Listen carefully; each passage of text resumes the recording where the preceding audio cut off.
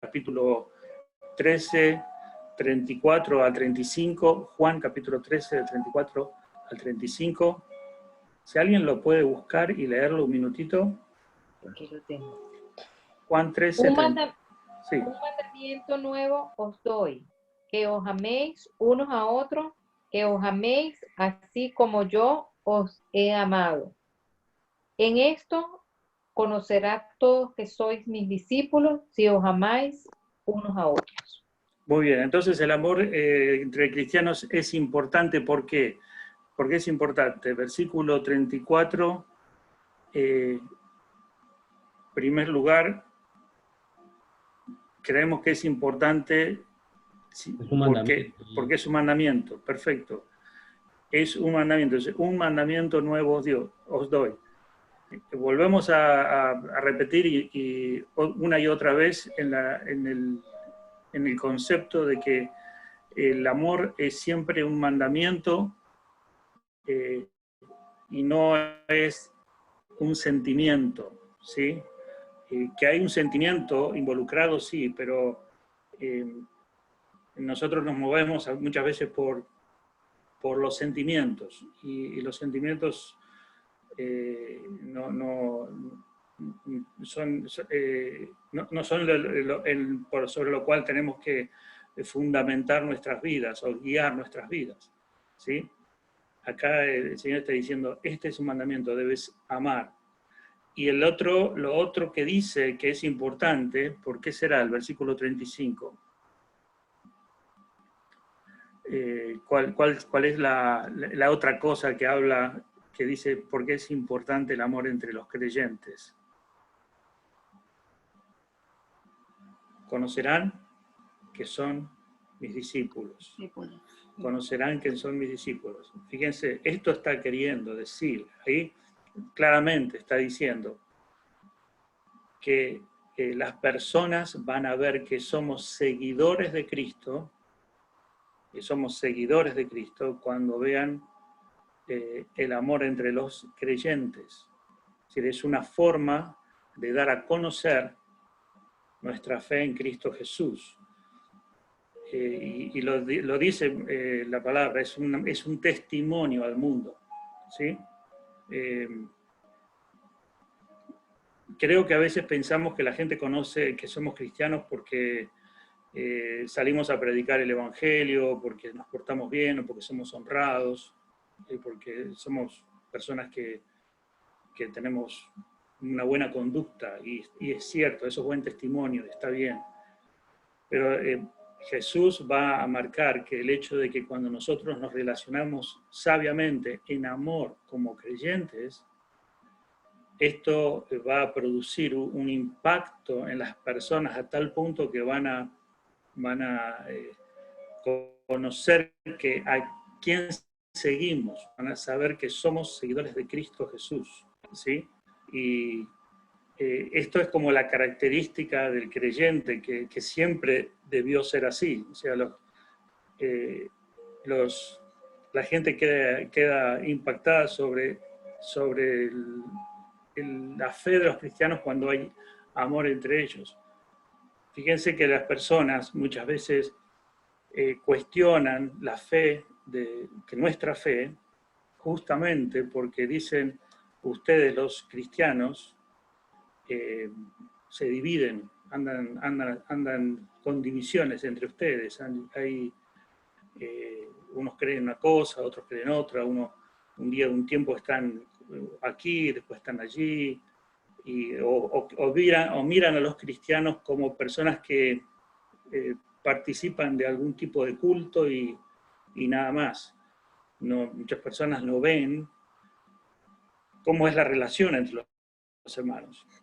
Pero cuando comienzan a mirar y ver el tipo de amor que hay, eso es un testimonio poderoso, poderosísimo, para que el Evangelio llegue, ¿sí?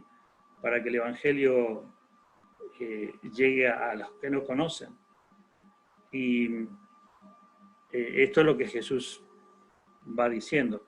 Por lo tanto, si nosotros queremos cumplir esa gran comisión de de llevar el evangelio de salvación a las personas que están perdidas, tenemos que comenzar a trabajar en nuestras relaciones con los hermanos, ¿sí?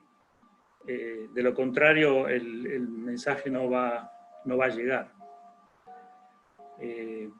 Siempre la palabra de Dios va a llamar a que si quieres lograr algo, vas a tener que mantener siempre relaciones con los hermanos saludables, buenas, de amor, ¿sí? Para todo lo que hagamos, para que tenga sentido. En las oraciones, los esposos deben tratar bien a sus esposas para que las oraciones no tengan estorbo. Entonces siempre va a hablar de la relación con Dios y de la relación con los hermanos, para que nosotros podamos ser usados como instrumentos en las manos de Dios y que Dios haga la obra a través de nosotros, haciendo una obra poderosa en vidas de otras personas. ¿Sí? Me viene a la mente cuando el Señor Jesús le dice al apóstol Juan que escriba a una iglesia, la iglesia de Efeso, que para ese tiempo la carta que Juan le escribe a los efesios no es una carta adelantándolos, sino que es una carta que les dice: vosotros habéis dejado mi primer amor. Y les dice: yo estoy a la puerta y llamo. Y si alguno oye la voz, yo entraré en él. La iglesia era una iglesia que era muy activa, tenía muchas actividades, hacían muchas cosas. Pero el Señor detectó que todo lo que hacían lo hacían quizá por otros intereses, pero no estaba el interés del amor centrado en Cristo y el amor real entre los hermanos. Habían otros intereses. Entonces, como dije anteriormente, es un gran desafío para desarrollar en nuestra iglesia, entre nosotros, para que el Señor obre y haga su obra poderosa en nosotros. Es el amor. Lo que vamos a ir viendo es que siempre el amor nos va a llamar el decir: yo tengo que amar a mi hermano, siempre tengo que estar midiendo mi conducta y mis actitudes y mis comportamientos en función de cómo esto puede llegar a afectar negativamente al crecimiento y al desarrollo de mi hermano que está en la fe, compartiendo la fe conmigo. ¿Sí? Por eso es que lo que hablábamos del tropiezo cuando vimos las lecciones anteriores. Lo que quiero decir a veces, hermanos, es que nosotros tomamos nuestras decisiones que creemos que son buenas para nosotros, tenemos actitudes y decimos: ¿qué me importa la iglesia? ¿Qué me importa las personas que están conmigo, que comparten la fe? ¿Qué me importa la familia de Dios? Lo que me importa a mí es lo que en este momento siento y lo que me gusta y lo que quiero hacer y lo que me agrada y lo que me es conveniente y con lo que gano más. Y eso es por ese lado voy, sin pensar cómo va a afectar esto al cuerpo de Cristo, cómo va a afectar esto a mi hermano en Cristo. ¿Sí? Normalmente las personas piensan más en cómo si me va a gustar o no me va a gustar, si lo puedo o no lo puedo hacer, más de cómo va a afectar el cuerpo de Cristo.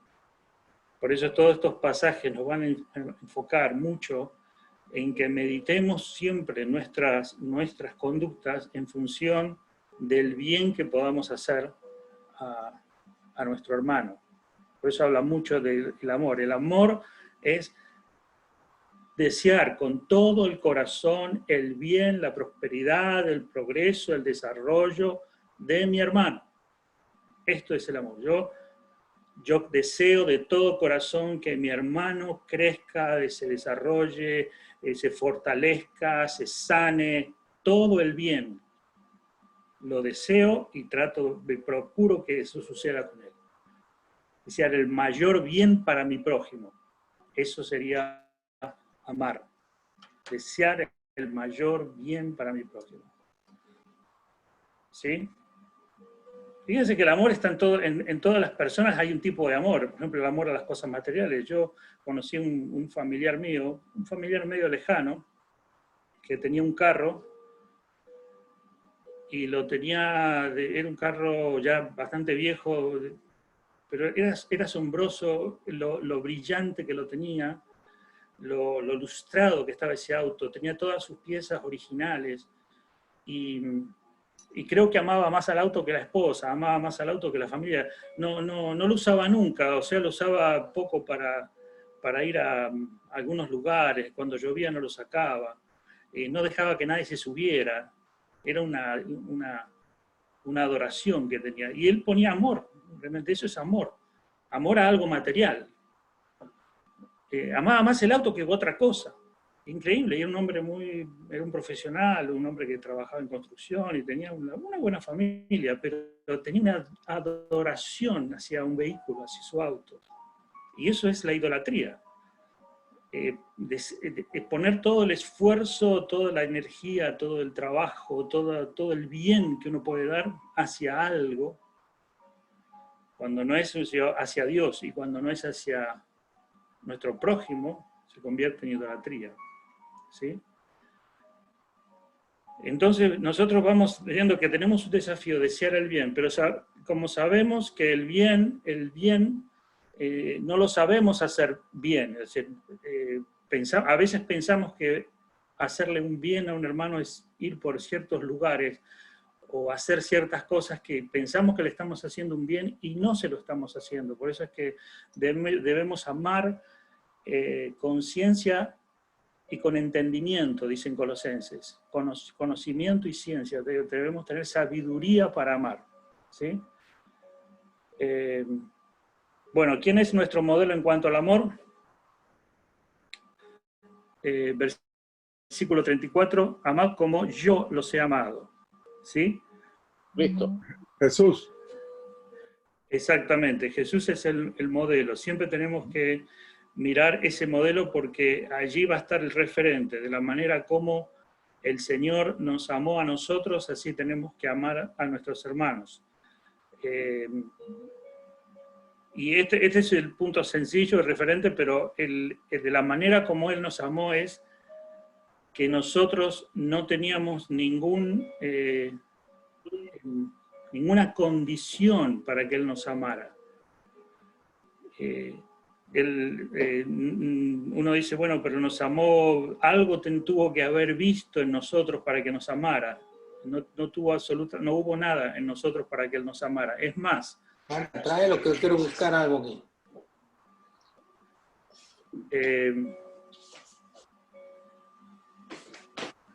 Vamos a apagar los micrófonos, por favor.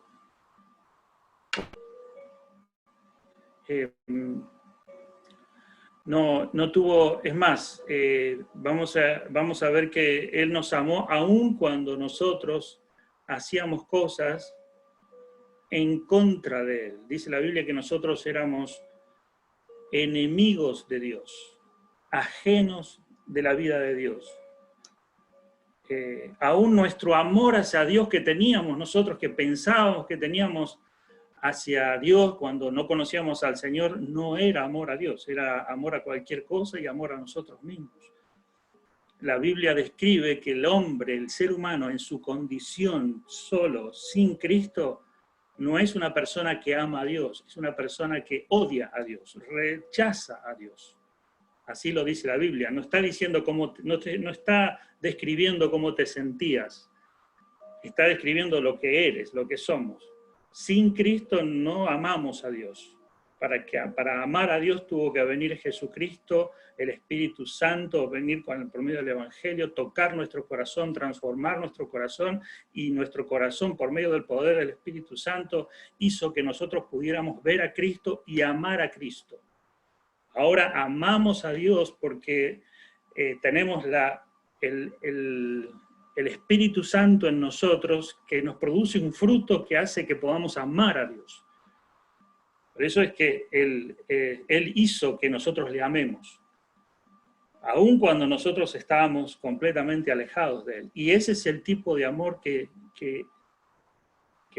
mostró el Señor hacia nosotros, y es el tipo de amor que Él pide que nosotros tengamos hacia nuestros hermanos. Por lo tanto, nos está pidiendo algo que es sobrenatural. O sea, nos está pidiendo que hagamos algo que humanamente no podríamos hacer, porque humanamente tenemos el afecto natural, que es el cariño y el amor por nuestros seres queridos, por las personas que nos hacen bien, por la gente buena, por la gente amable, por aquellos que nos retribuyen. Ese es el afecto natural. El amor de Dios hace que puedas amar con pasión a aquel que te escupe en la cara. Ese es el amor. El amor de Dios va más allá de cualquier sentimiento, pensamiento, filosofía que uno pueda imaginar. Dice, pero ¿cómo yo puedo amar de esa manera? ¿Cómo puedo llegar a tener ese amor? Tiene que ser un fruto del Espíritu Santo, amén, del Espíritu Santo. No es una cuestión tuya, no es algo que nació en ti, que lo tienes ahí, que desde que naciste tienes ese amor. No, tiene que ser el fruto de la obra del Espíritu Santo de Dios en nosotros, que genera un amor incondicional, sobrenatural. Por eso es que el Señor nos está pidiendo que amemos como Él. Si no, podríamos decir, no, yo para amar como Dios no puedo, porque tendría que ser... Una vez me viene a la memoria un muchacho que me dijo así, pero Jesús era Jesús. Yo no soy Jesús, me dijo así. Pues usted no me puede pedir que yo lo perdone, que yo lo ame, porque... Y en un sentido lo estaba viendo desde el punto de vista humano. Decía, yo no voy a amarla. Eso es Jesús, él porque era Dios. A mí no me puede pedir algo así, Dios. Sí, nos los puede pedir porque Él mora en nosotros. ¿Sí? El amor es más que un sentimiento dulce y hermoso, requiere acción. Si queremos amar como Cristo, ¿qué debemos hacer? Juan 15:10. Vamos a ver algunos. Juan 15:10.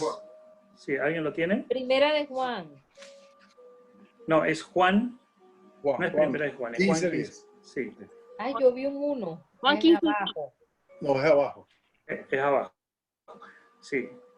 Si guardareis mis mandamientos, permaneceréis en mi amor, así como yo he guardado los mandamientos de mi Padre y permanezco en su amor. Muy bien, el punto 3. El amor es más que un sentimiento dulce y hermoso, requiere acción. Si queremos amar como Cristo, ¿qué debemos hacer? Guardar los mandamientos. Guardar los mandamientos. Esto es la actitud de obediencia y sumisión a Dios y su palabra va a potenciar, a provocar que podamos amar como Cristo. ¿Sí? Fíjense que otra vez va a ir diciendo que amar al Señor y obedecer al Señor va a tener un resultado y un efecto en el amor hacia los demás. ¿Sí? Lo que vamos a ir viendo es que cuando fallamos en el amor hacia el prójimo es que estamos fallando en algo que Dios nos está pidiendo que hagamos. Hay algo de desobediencia, podemos estar en desobediencia en un aspecto y esa desobediencia va a traducirse en falta de amor hacia los hermanos, porque son como dos líneas, una que va hacia arriba y otra que va hacia el costado, por decirlo de una manera. Podríamos decir que el amor mío hacia Dios y el amor de Dios hacia mí es de una forma vertical, hacia arriba, de arriba hacia abajo, de abajo hacia arriba. Y eso tiene que traducirse o verse en un sentido horizontal, hacia mi prójimo. ¿Sí? Dice el punto 4, el amor es como una clase de termómetro espiritual. ¿qué dice el que pretende ser un buen cristiano pero aborrece a su hermano? Bueno, aquí Juan lo va a decir de una forma muy clara y muy directa lo que estoy diciendo. Juan 1 Juan 2, 9, 10. Si alguien lo tiene. El que dice que está en la luz y aborrece a su hermano, está todavía en tinieblas. El que ama a su hermano permanece en la luz y en él no hay tropiezo. Muy bien. El que dice que ama a su hermano y permanece en la luz. En la luz. Y en él no hay tropiezo. En él no hay tropiezo. Ese es el pasaje de 1 Juan 2, 9 y 10, ¿verdad? Sí. Bien. Juan está hablando del que el amor, Jesús es luz, el que está amando a su hermano está en la luz, está en Cristo. Es una evidencia de que está en Cristo, de que está en la luz. Es una evidencia de que es salvo cuando tiene amor hacia los hermanos. Eso es lo que está queriendo decir. Fíjense qué fuerte que es esto, porque una de las seguridades que vamos a tener, una de las evidencias que vamos a manifestar en nuestras vidas en cuanto al amor de los hermanos, del amor hacia nuestros hermanos, es, una de las evidencias que vamos a tener en nuestra vida de que somos salvos y que somos hijos de Dios, es que Dios está en nosotros, es cómo es nuestros sentimientos hacia nuestros hermanos. Quiero leerles ahí, si ustedes ven, quería leerles un pasaje que lo salteé, dice Romanos 5, 6 y 8, dice, porque Cristo, aun cuando éramos débiles, a su tiempo murió por los impíos. Ciertamente apenas morirá alguno por un justo, con todo pudiera ser que alguno osara morir por el bueno, ¿sí? Ciertamente apenas morirá alguno por un justo, quiere decir que existe la posibilidad de que alguien muriera por el bueno, pero aún así dar la vida y morir por alguien que es bueno podría ser, pero dice, más Dios muestra su amor para con nosotros en que siendo aún pecadores, pecamos contra Dios, Cristo murió por nosotros. Esto es la expresión tremenda, máxima del amor. Dice en 1 Juan 4:8, dice, el que no ama no ha conocido a Dios, porque Dios es amor. Habíamos leído Juan 15:10, el que leímos recién, el que dice que está en luz, aborrece a su hermano, está todavía en tinieblas, el que ama a su hermano permanece en la luz y en él no hay tropiezo. Que dice, hijitos míos, no amemos de palabra ni de lengua, sino de hecho y en verdad. Entonces, no solamente dice en 1 Juan, el que habíamos leído recién, dice, el amor es como una clase de termómetro espiritual. El que dice que pretende ser un buen cristiano pero aborrece a su hermano está en tinieblas. Ese termómetro espiritual no solo que nos va a decir cómo estamos espiritualmente, y nos va a indicar si realmente somos hijos de Dios. ¿Sí?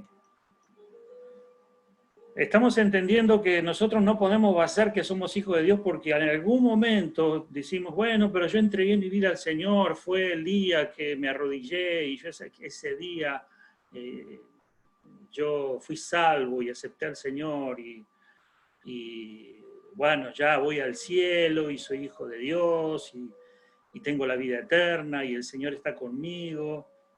Y bueno, tomamos todo ese acontecimiento que sucedió porque un día aceptamos a Cristo y pusimos fe en Jesús y decimos, bueno, a partir de ahí tenemos la seguridad de que ese día ya tenemos vida eterna. Pusimos fe en Jesús, tenemos seguridad de que tenemos vida eterna, sabemos que el Señor nos ha perdonado, pero cuando nosotros vamos caminando en la vida y estamos en constante desobediencia y nos vamos mirando de que no estamos obedeciendo a Dios como el Señor nos está pidiendo que obedezcamos, que no estamos amando a los hermanos, que no está surgiendo en nosotros un amor hacia los hermanos, que nuestra vida no se mueve en amor hacia los otros, entonces tenemos que pensar de que no tenemos las evidencias de que somos salvos. Y la única evidencia que estamos tomando es en algún momento emocional de nuestras vidas. ¿Sí? Entonces lo que la palabra de Dios te está diciendo, que examines y evalúes tu fe de acuerdo a cómo estás viviendo. Eso es lo que está diciendo. No evalúes y no examines si eres cristiano porque algún día lloraste, te arrepentiste y fuiste al altar y te tiraste al piso o te agarró un tembleque y sentiste el Espíritu. Uno dice, bueno, sentí el Espíritu. Bueno, si no nos convertimos como los católicos, que le dicen, usted es un cristiano porque usted fue bautizado acá en la iglesia de Santa María de la Inmaculada Concepción y desde que yo lo bauticé, mi hijito, cuando era pequeñito, yo lo bauticé, usted que a partir de ahí es un cristiano. Le decimos, el cura te decreta cristiano cuando te bautizó y te echó un chorrito de agua. Y nosotros no tenemos mucha diferencia con eso. Entonces, yo soy cristiano porque un día hice la oración de fe. Sí, está bien la oración de fe, ojo, debemos hacerlo, y eso es un antes y un después, el nuevo nacimiento, pero después de ese nuevo nacimiento tienen que haber evidencias de que Cristo muera en nosotros, y la evidencia de que Cristo muera en nosotros es que nosotros estamos obedeciendo al Señor, amándolo a Él y amando a los hermanos como Él nos amó a nosotros. Eso es lo que Juan está diciendo. Por eso Juan les dice a los creyentes, nos dice a nosotros, les dice a los creyentes que estaban recibiendo esta carta, le dice, acá el que está en tinieblas, no, el creyente no es el que declare, dice, Jesús es mi Salvador. No, no es solamente eso, el que es creyente es el que anda en luz, y el que camina en luz es el que ama a su hermano, no el que lo aborrece. Es muy fuerte, pero al mismo tiempo muy aclarador, de que sí, nosotros debemos tener un momento que recordamos que el Señor tocó nuestro corazón, que fuimos salvos, que creímos en Jesucristo, tenemos esa seguridad de que a partir de un momento creímos y nuestra vida fue transformada, y todo eso lo tenemos, pero luego tenemos que ver cómo está nuestra vida espiritual, cómo está nuestro crecimiento espiritual, si estamos andando en el Espíritu, o si quizás no hemos creído en Jesús, de verdad, de acuerdo a cómo está nuestro comportamiento en relación con el amor hacia los hermanos. Amén. Pastor, ¿me permite decir Sí. un comentario corto? Sí, sí. Me parece que el amor y la fe es algo parecido en la acción. La fe necesita acción para mostrar fe a Dios. El amor necesita acción para mostrar que uno ama al hermano. Y no solamente al hermano, a tus enemigos. A veces leemos este versículo que dice, al que te hace un mal, un bien, amontonará ascua en su cabeza. Lo que quiere decir, lo que estamos hablando es que no es hacer bien para tú verte bien y para que el otro se vea mal, o para tú cumplir de manera superficial. Debe ser un amor de corazón como lo tuvo el Señor Jesucristo. Un amor porque tú te compadeces con aquel, no importa que sea aquel que te haga mal. Y solamente como dijiste, pastor, no era porque Jesucristo era Dios y era Jesucristo. Esteban era hombre igual que nosotros. Amén. Y sin embargo, él perdonó a sus asesinos. Así es. Y quiere decir que nosotros lo podemos hacer para agradar a Dios. Sí, bueno, hermano Leo dijo algo muy importante que justo lo iba a mencionar, la fe. Fíjense que es muy, el amor y la fe están absolutamente ligados, de manera que también podemos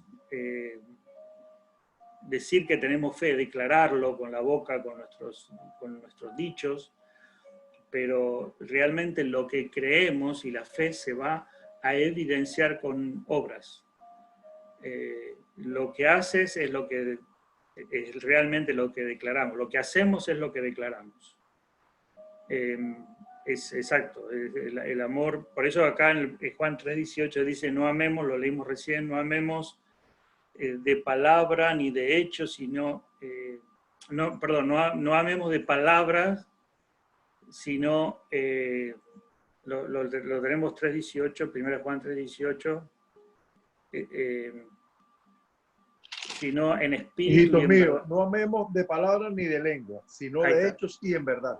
Sino en hechos, no paremos de palabra y de lengua, sino en hechos y verdad. ¿Cuál es la diferencia entre amor de palabra y amor de verdad? Bueno, de boca. Bien. Bueno, el amor de verdad es como hablábamos de recién, es la acción, es lo práctico que podemos hacer por un hermano que está en necesidad, como Ese nosotros. es de hecho. Claro, ese es de hecho. Ok. Yo tengo que hacer cosas, yo tengo que disponer mi vida para hacer algo que sea de bendición para mi hermano. Eso es amar de hecho. ¿Sí? Justamente nosotros hacemos cosas, muchas cosas, pero pensando más en nosotros mismos.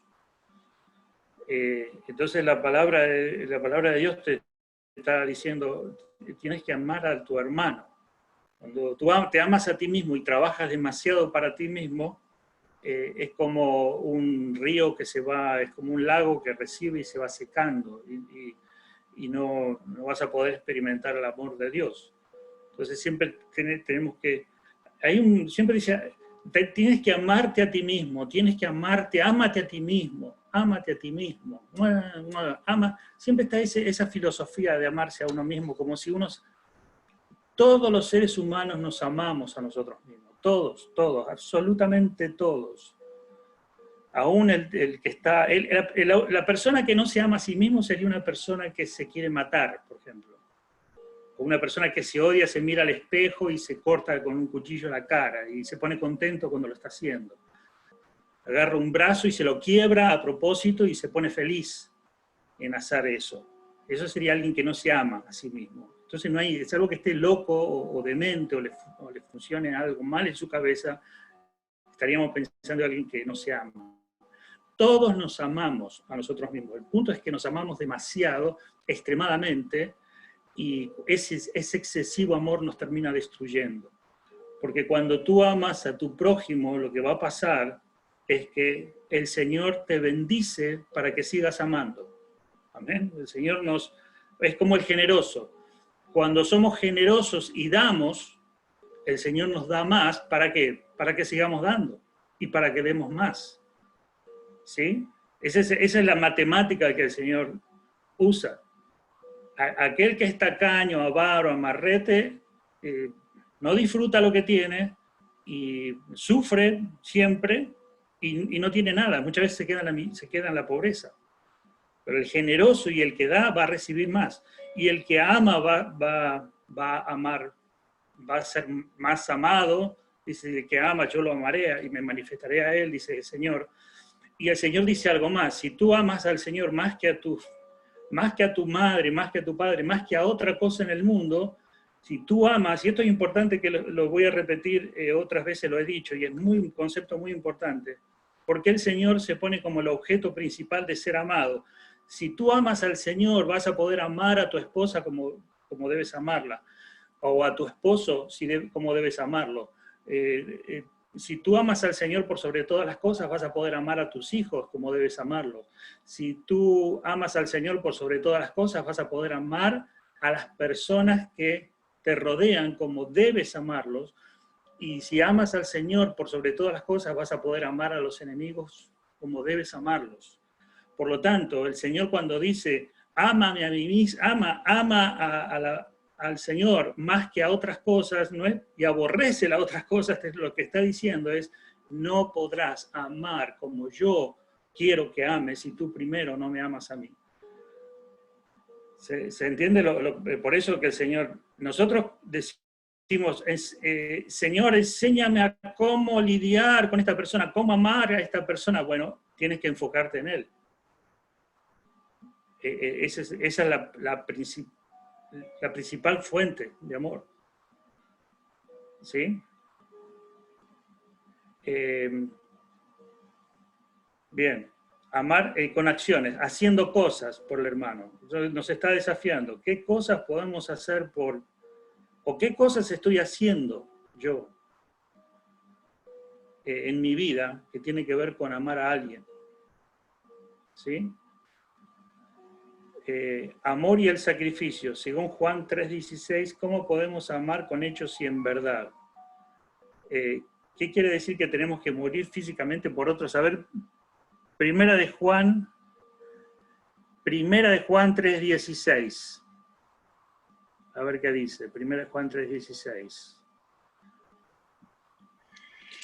En esto hemos conocido el amor, en que Él puso su vida por nosotros. También nosotros debemos poner nuestras vidas por los hermanos. Y el 17. Pero el que tiene bienes de este mundo. Ajá, y ve a su hermano tener necesidad y cierra contra él su corazón, ¿cómo mora el amor de Dios en él? Muy bien. Acá vuelve a dar el concepto. Quiere decir que nosotros tenemos que morir físicamente. El contexto no está hablando de morir físicamente para que otro tenga vida, porque eso no es, nosotros no somos vicarios como Jesús. Lo que está hablando de poner la vida por los hermanos es de querer todo el bien que nosotros deseamos para nosotros, de toda nuestra vida, por la de nuestro hermano. Eso es lo que está queriendo decir. Si tenemos bienes de este mundo y vemos a otro que tiene necesidad, ¿cómo mora el amor de Dios en nosotros? Eso es lo que está queriendo decir. Es un gran desafío. Lo que nos está llevando es a pensar de que el amor debe ser hacia nuestro prójimo tanto como hacia nosotros mismos. A ese nivel. Ahora, la realidad es que nosotros no amamos al prójimo como a nosotros mismos. Nosotros amamos a nosotros más que al prójimo. Pero el Señor nos está enseñando a poner en práctica con cosas, cómo podemos, cosas prácticas, hacer algo por el bien de otro. Cómo podemos ayudar a otro, ya sea en lo económico, en lo emocional, en lo material, en lo físico, en lo espiritual, en lo intelectual. Cualquier cosa que podamos hacer para bendecir a otros, para ayudar a otros, ahí estamos mostrando el amor verdadero. Es cuando tú haces algo por el prójimo que a ti, es como leemos la regla de oro anteriormente. Haz algo por el prójimo que te gustaría que te hagan. ¿Cuándo le regalas algo a alguien? ¿Cuándo le das un regalo? Pregunto. Cuando es una ocasión especial, ¿verdad? Cuando es una ocasión especial y cuando tú amas a esa persona para demostrarle amor por algo. Y eso es lo normal, ¿verdad? Bueno, eso es lo normal. ¿El Señor nos está pidiendo algo más? ¿Qué tal regalarle algo cuando no cumple años? Cuando no es nadie especial, cuando no es el casamiento, cuando no es el aniversario, cuando no es el Día de la Madre. Algo inesperado, así. ¡Pum! Le das algo, le das un regalo, lo invitas a comer, le ayudas con algo. ¿Qué tal decir, yo voy a prepararme bíblicamente, voy a estudiar una carrera bíblica para enseñarle a las personas la palabra de Dios, enseñar a los adolescentes, a los jóvenes, para hacer un ministerio con los ancianos, para hacer un ministerio con los exdrogadictos, para ir a llevar el evangelio o ayudar en algún área? ¿Qué tal si yo hago algo por alguien que... Sería mejor regalo ese. Sí, hacer algo por alguien que no te lo pidió, que ni siquiera que lo merece. Al contrario, que no lo merece hacerlo. Es algo tremendo. Es hacer lo que Dios, lo que el Señor hizo. Pero fíjate algo más importante. Cuando uno piensa en esto, dice, pero el Señor es tan bueno que no solo que me pone gente buena alrededor para que me resulte fácil el amor, sino que también me da dones espirituales con las que yo puedo servir a Dios en algunas áreas que Él como que Él me da un don espiritual, me da una capacidad, un talento, para que yo pueda ejercer amor por alguien usando algo especial que Él me da. Entonces, hay personas que yo admiro a esta mujer, por ejemplo, que fue el otro día, la vez pasada, a la iglesia, que tenía 65 años, que dijo, voy a ir al lugar más pobre de Argentina a trabajar en una villa miseria con los niños, pudiéndose haber quedado acá en Estados Unidos, en la localidad de Georgia, viviendo en una casa tremenda con los hijos, teniendo una vida súper cómoda acá en Estados Unidos, se fue al lugar más peligroso, al Fuerte Apache, a trabajar con los niños. Dios puso primero en su corazón un talento, un don, una capacidad, y ella por amor a esas personas lo usó. Fue el Señor Jesús. O sea, Dios te pone el mandato y te da la capacidad y te da el don y te da todos los recursos para que tú puedas hacer eso que humanamente nos parece imposible hacer. Dios lo hace, Dios lo puede hacer. Amén. Lo dice su palabra. Todo...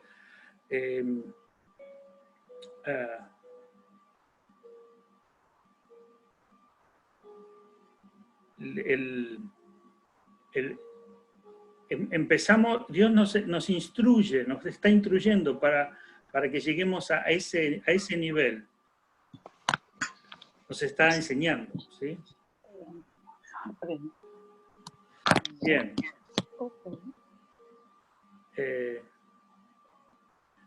El segundo mandamiento dice, y vamos a ir el punto 9, el segundo mandamiento dice, amar a tu prójimo como a ti mismo. Un día alguien le preguntó a Jesús, ¿quién es mi prójimo? Jesús le contestó con la parábola del buen samaritano. Esta es una parábola extraordinaria. ¿Lo conocen, la parábola del buen samaritano?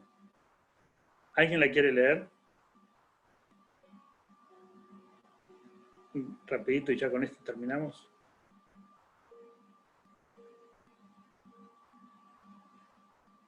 La parábola del buen samaritano. Bueno, vamos a verla rapidito. Respondiendo Jesús dijo, un hombre descendía de Jerusalén a Jericó y cayó en manos de ladrones, los cuales les despojaron e hiriéndole, se fueron dejándole medio muerto. Aconteció que descendió un sacerdote por aquel camino y viéndole, pasó de largo. Asimismo un levita, llegando cerca de aquel lugar y viéndole, pasó de largo. Pero un samaritano que iba de camino, vino cerca de él y viéndole, fue movido a misericordia. Y acercándose, vendó sus heridas, echándole aceite y vino, y poniéndole en su cabalgadura, lo llevó al mesón y cuidó de él. Al otro día, al partir, sacó 2 denarios y los dio al mesonero y le dijo, cuídamele y todo lo que gaste de más, yo te lo pagaré cuando regrese. ¿Quién, pues, de estos 3 te parece que fue el prójimo del que cayó en manos de los ladrones? Él dijo, el que usó de misericordia con él. Entonces Jesús le dijo, ves y haz tú lo mismo. Muy bien, ve y haz tú lo mismo. Fíjense en el apunte que dice, los ladrones tomaron lo que es tuyo es nuestro. El sacerdote y el levita dice lo que es nuestro es nuestro. El sacerdote levita representa a uno que dice amar a Dios, pero que ve a su hermano y no tiene misericordia, ve a alguien y no tiene misericordia. Y el samaritano, Jesús usó la figura de un samaritano por que en ese contexto judío se creía que los samaritanos estaban condenados por Dios y no merecían ningún trato, no merecían ningún bien por ser personas que estaban lejos de Dios. Así se consideraban los samaritanos, se los consideraban personas o judíos despreciables. mezclados, ¿no? O judíos mezclados, ¿no? Con otras... Claro, el samaritano tenía una doble porción de rechazo porque eran judíos que se habían mezclado con paganos. Entonces decían, esta gente, ellos no son mi prójimo. Fíjate, los judíos creían que eso no son el prójimo. Y Jesús le dijo, no, ellos son el prójimo. Ahí da una lección pero muy poderosa y fuerte de cómo tenemos que ver el mundo nosotros, cómo los creyentes tenemos que movidos a ver las necesidades de las personas y cómo estar dispuestos a ayudar y a servirles. Y esto es un llamado tremendo, que es que el Señor nos está desafiando a todos nosotros, a ser personas que seamos portadores y dadores de amor a otros. Amén. Fíjense qué tremendo.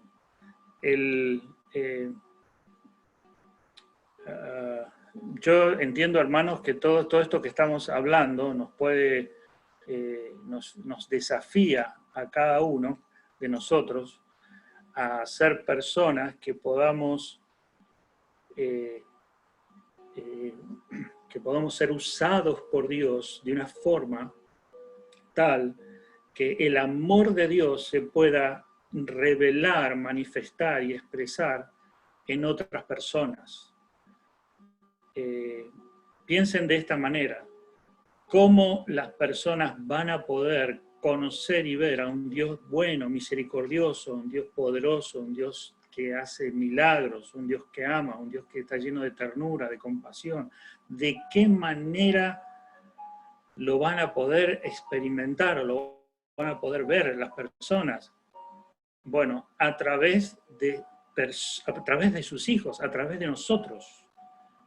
Por eso nosotros estamos llamados a hacer algo más que solo decirle a las personas, Cristo te ama, voy a estar orando por ti. Estamos llamados a ser siervos, a ayudar a la gente en sus diferentes necesidades, a ver al mundo como un lugar no un lugar para ir de vacaciones en un crucero. El mundo es un lugar donde explotó una bomba, están todos los muertos gritando abajo de los escombros y nosotros tenemos que rescatarlos. Ojalá los cristianos podamos pensar así. Parecería que tiene que venir una pandemia para que nos demos cuenta. Pero el mundo hace rato que está en una catástrofe. Y las personas no están bien, aunque las veamos bien. Eso me gusta repetirlo, porque le preguntamos, ¿tú cómo estás? ¡Ah, bien! Estoy bárbaro, estoy bien. Sí, está bien ¿desde dónde? Desde el infierno de su mundo. Pero cuando vamos conociendo al Señor y mirando y creciendo, estamos viendo a las personas en un estado cada vez más catastrófico. Por eso que debemos nosotros prepararnos para ser servidores de amor hacia los demás, suplir sus necesidades. Hay personas que tienen muchísimas necesidades, no solo físicas, financieras, relaciones. El pecado ha hecho estragos en el mundo, ha hecho estragos con las personas. Y es hora que nosotros estamos preparándonos, estudiando, porque tenemos que salir a este mundo a dar amor a las personas. Amén. y dejar de pensar en nosotros, tanto en nosotros mismos, y pensar en qué es lo que puedo hacer por el otro y cómo esto me puede servir para amar mejor a mi prójimo. ¿Sí? ¿Sabe, pastor? Es un llamado, eso, sí. Sí. Yo iba a decir que nosotros venimos de una vida vieja del pecado. Entonces, al encontrarnos con Jesucristo y recibirlo en nuestro corazón, nosotros despertamos, pero seguimos siendo un diamante bruto. Ahora tenemos que dejarnos pulir. Y eso de pulir es leyendo la palabra de Dios por medio del Espíritu Santo y obedeciendo. Entonces, de esa manera nos vamos puliendo, porque nuestra vida ahora es, como se dijo los otros días, nadar contra la corriente. Es una vida ahora que uno debe nadar o hacer las cosas contra uno mismo, porque el mayor obstáculo es uno mismo. Entonces, debemos actuar según la palabra, y esto es doloroso. Esto es como sacar la musculatura fuera de su sitio. Es doloroso. Exacto. Entonces debemos hacerlo de esa manera, porque esa es la manera que Dios nos pide que lo hagamos. Bien, así es, hermano. Todo lo que estamos haciendo de crecer espiritualmente, de mejorar nuestra relación con Dios, de conocer más a Dios, de conocer la palabra de Dios, de perfeccionarnos, de saber qué es lo que Dios dice, qué es lo que Dios dice en su palabra, en el Antiguo Testamento, en el Nuevo Testamento, de cómo orar, cómo aprender mejor los versículos, cómo aplicar la palabra de Dios en nuestras vidas, todo este llamado crecimiento espiritual, como lo que decía el hermano Leo recién, luchar con nuestros deseos pecaminosos, con nuestra carne, tener victoria sobre el pecado. Todo esto se resume en un para qué, para poder amar a nuestro prójimo y amarlo bien, para dar frutos, para fructificar a Dios, dice la palabra, para que demos frutos de justicia para Dios, para que el Señor se vea en su misericordia. Entonces, fíjense,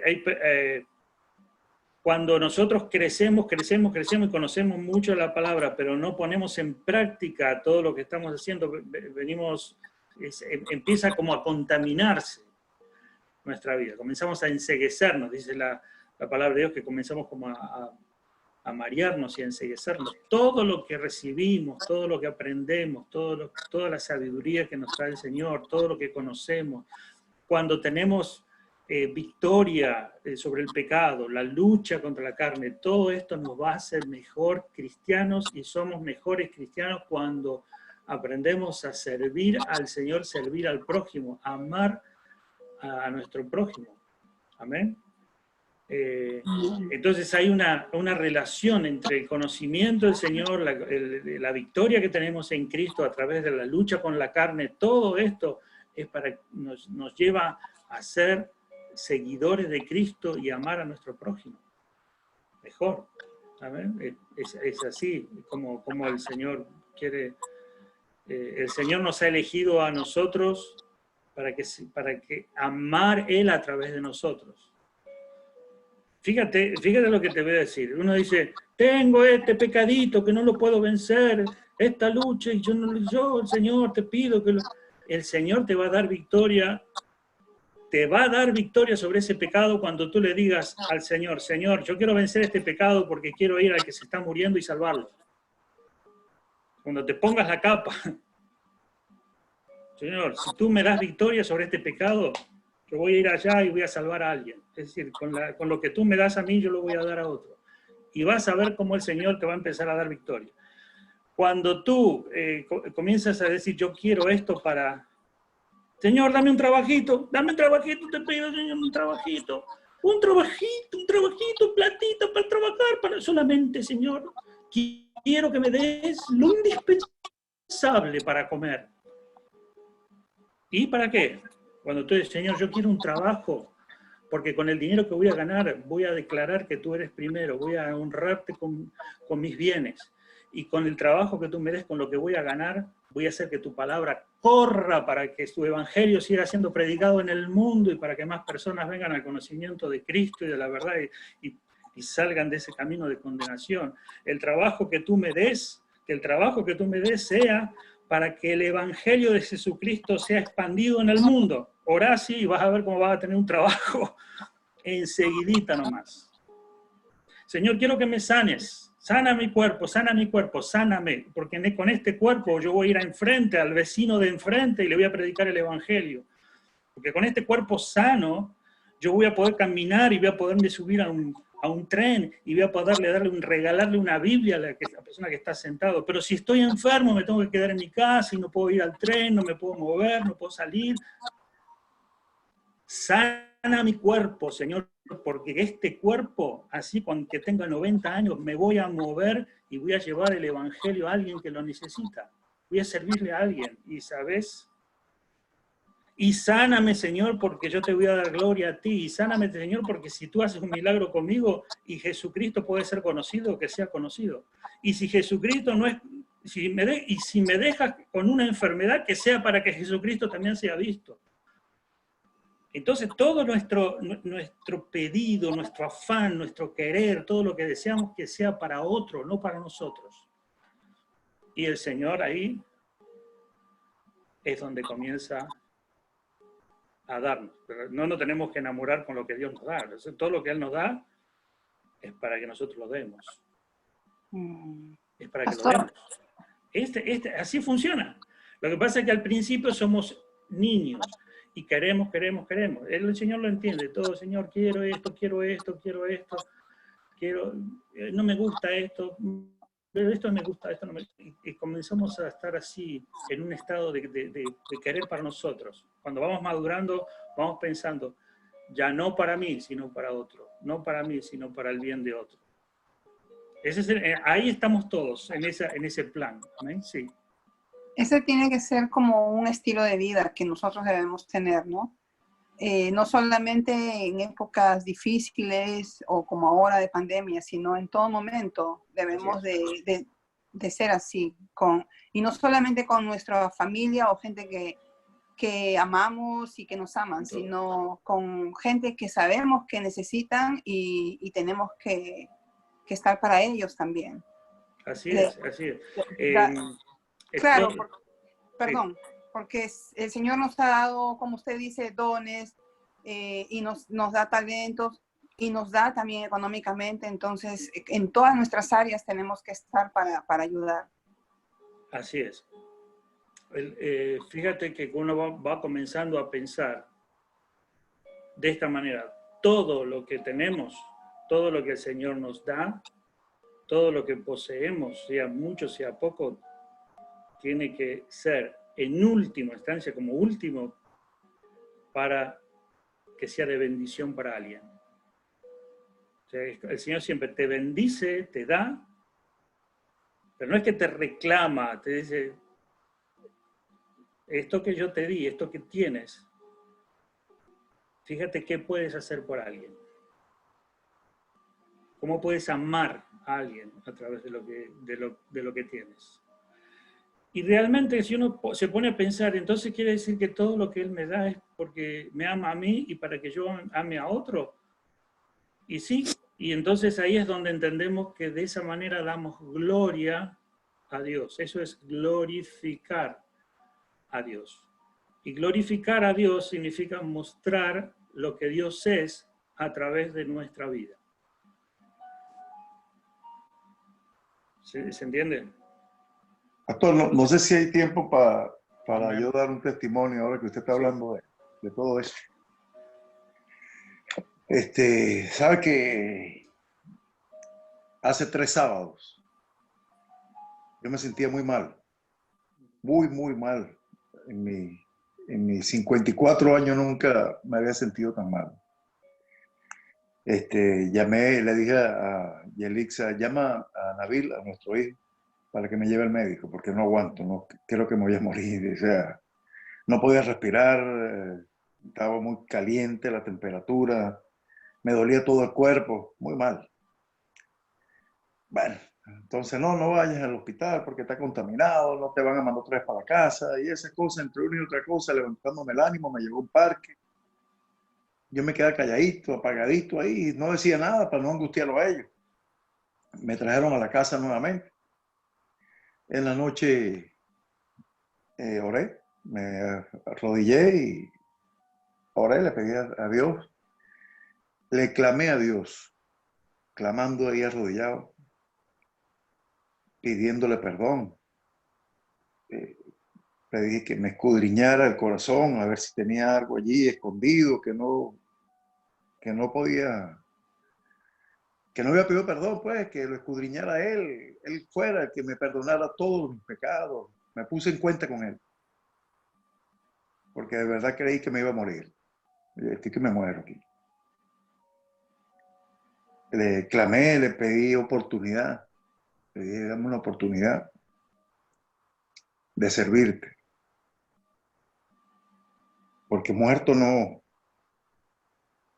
te voy a hacer, no te voy a servir, no voy a, dame la oportunidad, glorifícate en mí para yo dar testimonio de ti también. Bueno, terminé de orar y me acosté y me quedé dormido. Yo no soy de soñar, yo de verdad no sueño mucho, pero esa noche soñé que estaba donde trabajo, en la compañía donde trabajo, ahorita en Royal Prestige, en la oficina, entregando todo las herramientas de trabajo. En el maletín ese que cargo para arriba y para abajo. Lo estaba entregando y me estaba despidiendo. Seguí soñando donde escuchaba una voz de él. Me decía, tenía en Mérida, es un estado de Venezuela, un ministerio. Te ofrecieron un ministerio y lo rechazaste. Y estando aquí en Nueva York, el pastor de Maracay, otro estado, te llamó porque quería adiestrarte, darte un curso para entregarte a otro ministerio y también le dijiste que no porque te ibas a quedar aquí en Nueva York. Luego seguí soñando que estaba en una sala, un grupo de personas, no muchas. Y ahí estaba mi hermano gemelo, yo soy gemelo, con otro varón. Y él me hablaba él estaba hablando en ese momento de amor, paz, gozo. Y yo le dije, no, Samir, tú me estás hablando es del fruto del Espíritu Santo. Eso está en Gálatas 5:22, creo, le dije así. Es el fruto del Espíritu Santo, eso es amor, fe, paz, mansedumbre, templanza. Bueno, ahí me desperté, me fui a bañar y cuando salí del baño ya estaba Yeli despierta y le conté. Y bueno, ahí lo que hicimos fue llorar y pedirle perdón al Señor, pues si habíamos fallado rechazando esos ministerios que teníamos, que me habían ofrecido ahí en Venezuela. Y entiendo, sí, pues que aunque tengan ya los planes y papeles para pedir asilo, creo que nos vamos a regresar.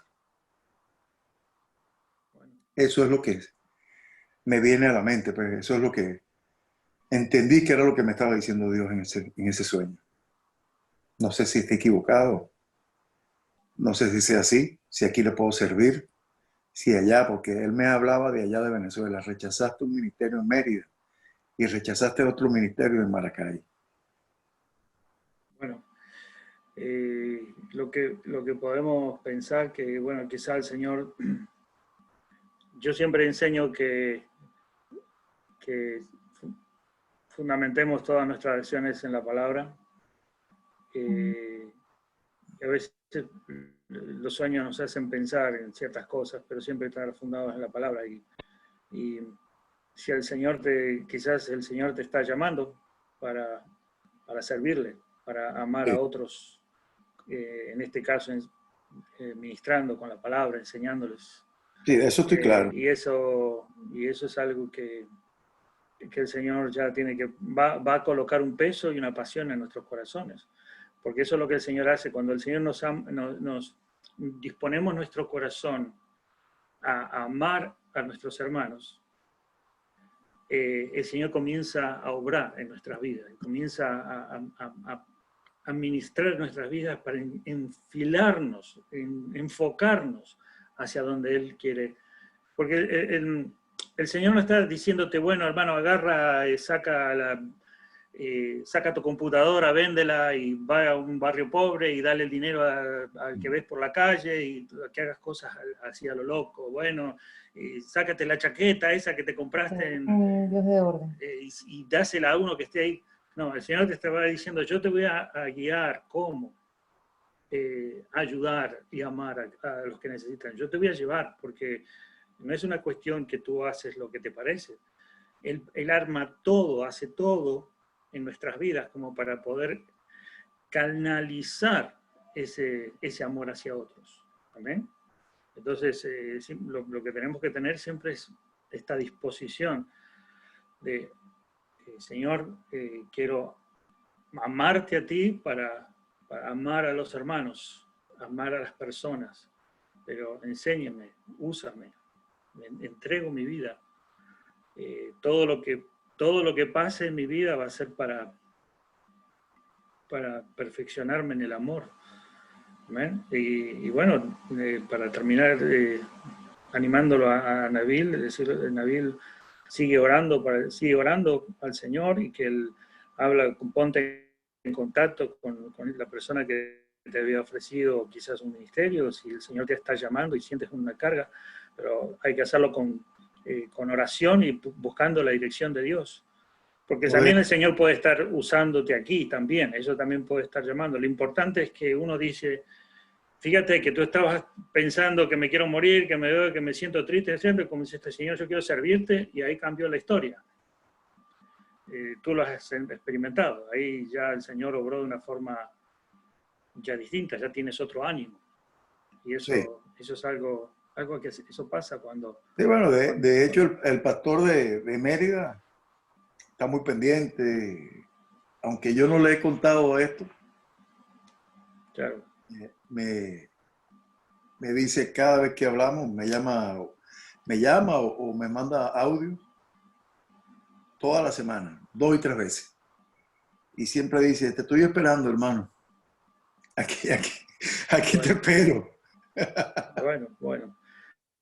Por eso, mira, el Señor nos puede estar llamando a usarnos como un instrumento de amor hacia otras personas. ¿Amén? Hermanos, bueno, vamos a finalizar con una palabra de oración. ¿Les parece bien? Sí. ¿Sí? ¿Amén? Sí. Dice. Bien, voy a terminar. Amén.